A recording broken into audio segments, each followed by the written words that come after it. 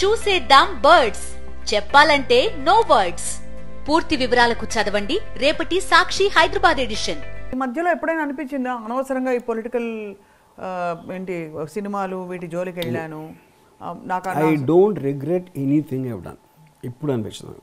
నేను this kind of a thing I been doing forever. ఇప్పుడు నేను for example ball Thackeray మీద cinema తీసాను, లేకపోతే దౌద్ ఇబ్రాహిం మీద కంపెనీ తీసాను, రక్త చరిత్ర తీసాను, లేకపోతే ట్వీట్లో ఒకసారి గణపతి గురించి ఏదో చెప్పాను, వినాయక చవితి. కోర్స్ కేసులన్నీ చాలాసార్లు పడి, ఇది ఫస్ట్ టైం కాదు.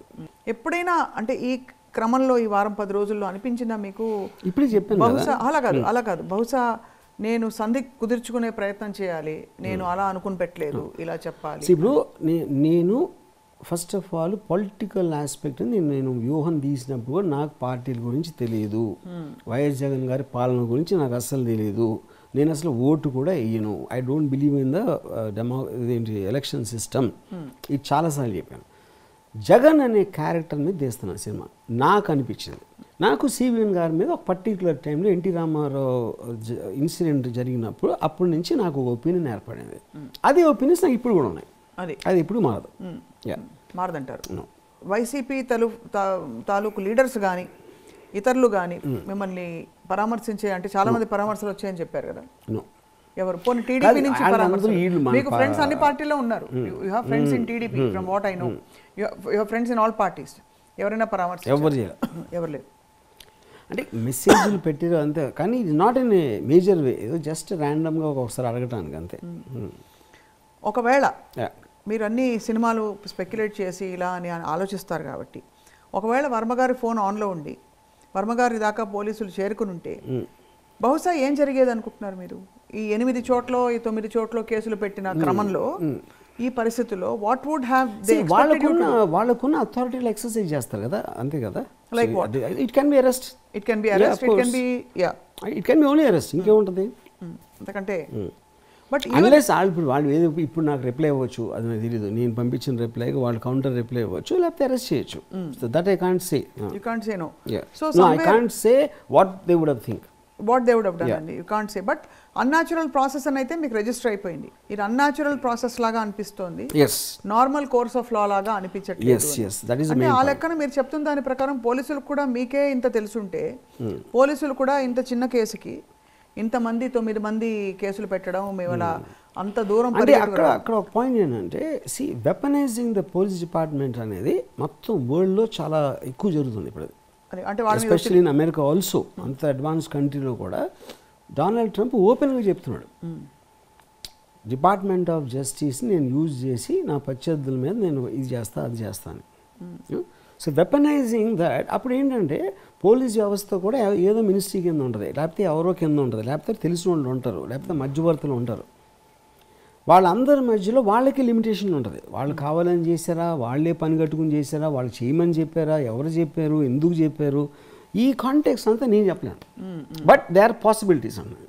ఐ డోంట్ బిలీవ్ దట్ ఇప్పుడు పవన్ కళ్యాణ్ గారు, లేకపోతే లోకేష్ గారు, లేకపోతే మన సివిఎన్ గారు పని కట్టుకుని వాళ్ళకున్న వేల పనుల్లో, మోస్ట్ ఇంపార్టెంట్ పనుల్లో ఇలాంటి దాని మీద ఒక అర సెకండ్ కూడా ధ్యాస పెడతారని నేను అనుకోవట్లేదు. ఎలాంటి దాని మీద? మీరు ఈ కేసు కాదు, ఈ కేసు మీద. కాకపోతే పాసిబిలిటీ ఏంటంటే ఆ టైంలో ఇలా అన్నాడు, అలా చేసి ఇలా ట్వీట్ పెట్టాడు, వాళ్ళందరి మీద మనం ఏదో చేయకపోతే అని లోవర్ గ్రేడ్ వాళ్ళు, లేకపోతే మిడిల్ మెన్ అలాంటి వాళ్ళు చేయడానికి ఛాన్స్ ఉంది. వాళ్ళని సంతోష పెట్టడానికి అంటారు. మేబీ, ఐ డోంట్ నో, ఇదంతా స్పెక్యులేషన్. కానీ వాళ్ళు పని కట్టుకుని, ఎందుకంటే ఇప్పుడు for example Pawan Kalyan tweet ఏదో పెట్టిన అనుకోండి, పవన్ కళ్యాణ్కి వచ్చిన మ్యాసివ్ రివెంజ్ అండి, ఎక్స్ట్రాడినరీ మ్యాండేట్తో గెలిచాడు. 21కి 21 హై మెజారిటీతో గెలిచిన దానికన్నా రివెంజ్ అనేది మీనింగ్ లేదు. This will be nothing in front of that. Right. And on top of that he will have his own things. ఇది మన స్టేట్ని గవర్న్ చేయడానికి దానికి సంబంధించిన వేరే వేరే దాంట్లో అలాంటి దాంట్లో ఇది తీసుకోండి, ఇది ఇలాంటిది ఉంటుందని అనుకోవట్లేదు.